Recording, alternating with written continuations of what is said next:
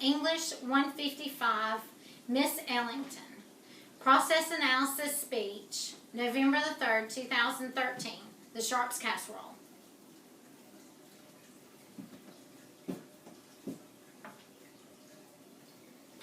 For the Sharps Casserole, you're going to start out with some main ingredients. First, you're going to need a glass Pyrex dish. You're going to need a pot half full with water, which you're going to add 1 teaspoon of salt to. You're going to stir that around. In that pot, you're actually going to peel your potatoes, which you should have 4 to 5 medium-sized white potatoes. Once you've peeled your potatoes and they're completely peeled, you're going to wash your potatoes and then you're going to slice them. You're going to slice in diagonal slices, about 4 to 5 slices each. You're going to place in your water, and then you're going to take over to your stove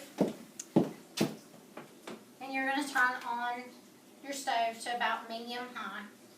You're going to go ahead and preheat your oven for your Sharps casserole to 450 degrees.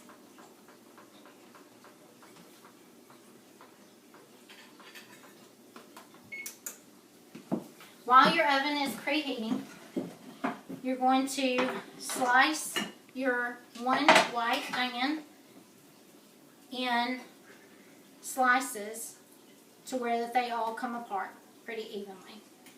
Once you've done that, you're going to take your onion slices and you're going to layer the bottom of your Pyrex dish.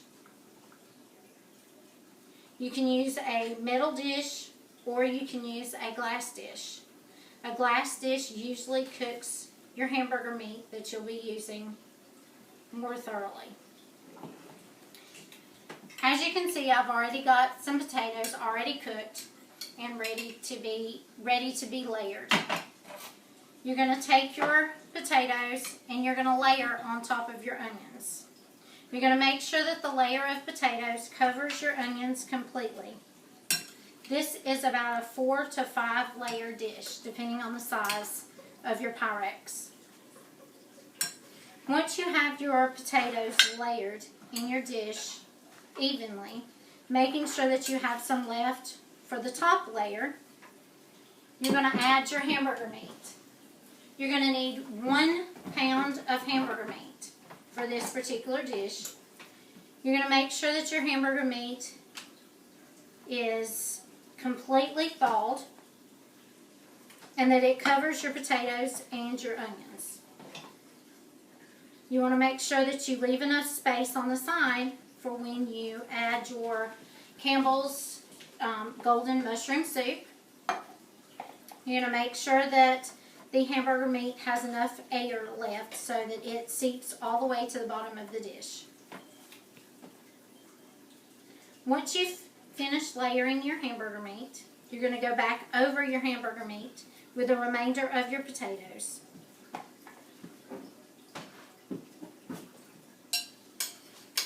With the remainder of the potato, on top of the remainder of the potatoes, you're going to add the rest of your onions that you've sliced and separated.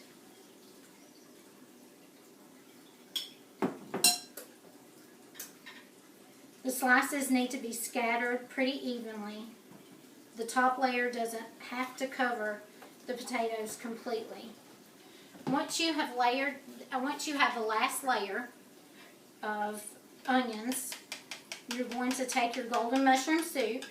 You're going to use your 2-cup measuring cup and you're going to pour your can of golden mushroom soup into the measuring cup and add 1 can of water. You're going to pour this pretty evenly over your casserole, making sure that you're leaving enough space to where, again, it seeps all the way to the bottom of the dish. You'll need to use the complete can in this dish, again, depending on the size of your casserole dish. Once you finish that, you should have again 4 to 5 layers. You're going to put your dish in the oven, and it's going to cook for an hour to an hour and a half. Once your casserole has finished cooking, you're going to have a finished product, which is the Stripes casserole.